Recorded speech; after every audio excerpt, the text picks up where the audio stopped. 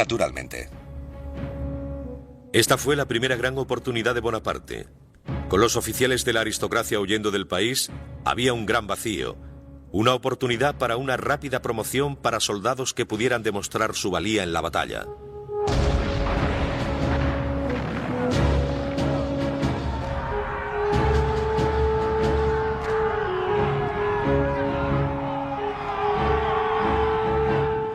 Bonaparte luchó valientemente, liderando a sus hombres en el asalto al fuerte que guardaba la cima, resultando herido en el muslo por una bayoneta enemiga.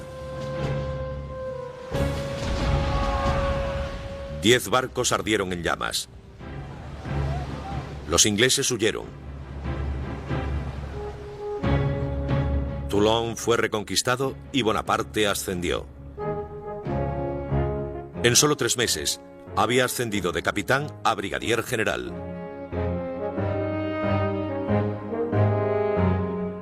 Este joven oficial trajo con él una extraña audacia y la más infatigable de las energías, escribió sobre él un general. Si necesitaba un momento de descanso, lo hacía sobre el suelo envuelto en su levita.